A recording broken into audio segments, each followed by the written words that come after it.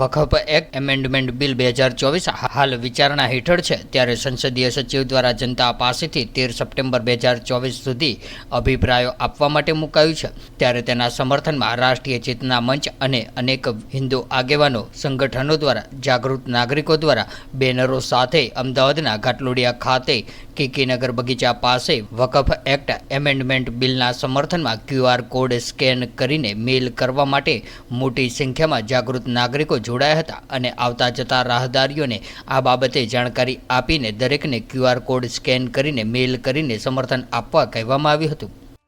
આ એક હિન્દુત્વ માટેનો મોરચો છે કે જેની અંદર અમે બધા સંયુક્ત હિન્દુ ભેગા થઈને આ એક મોરચાનું આયોજન કર્યું છે કે જેના કારણે અમે આ હિન્દુ એકત્ર થઈ અને આ જે કાયદાનું જે કેન્સલ કરવા માટેનું જે એ લોકો વિરોધ પક્ષવાળા કરી રહ્યા છે એ અમે આ નાબૂદ કરવામાં નથી દેવાના અને જે આ કેન્દ્ર સરકારે જે કાયદો લાયા છે એ કાયદાને અમે આ સપોર્ટ કરીએ છીએ અને એના માટે અમે બધા સર્વ હિન્દુ ભાઈઓ ભેગા થઈને આના અંદર અમે રાત દિવસ આની અંદર મહેનત કરતા હોઈએ છીએ।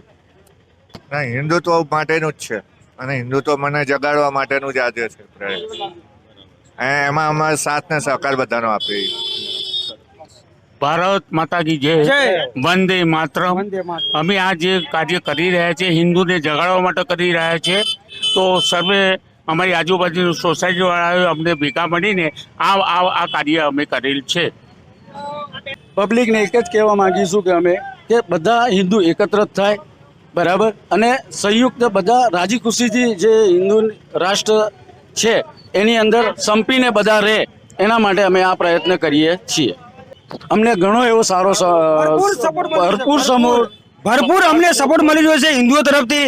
દરેક વસ્તુમાં દરેક બધા લોકો ઊભા રહીને જાતે સ્કેન કરે છે અને જાતે બધું જ પોતે જ કરી રહ્યા છે। અમને 100% સપોર્ટ મળી રહ્યું છે। બીજું એક જ વસ્તુ કહેવા માંગુ છું કે આ આવતા વર્ષે કે અથવા 5 વર્ષ પછી આપણો રાષ્ટ્ર હિન્દુ રાષ્ટ્ર થવો જોઈએ, એટલું જ હું કહેવા માંગુ છું। હું એ જ કહેવા માંગુ છું કે જો જેટલું વધારે સારું થાય આપણા હિન્દુ માટે જ છે અને આપણી ભવિષ્યની પેઢી માટે છે। જેટલું આ વધારે શેર થશે એટલું સારું છે અને આપણને આગળ બી સારું જ રહેશે।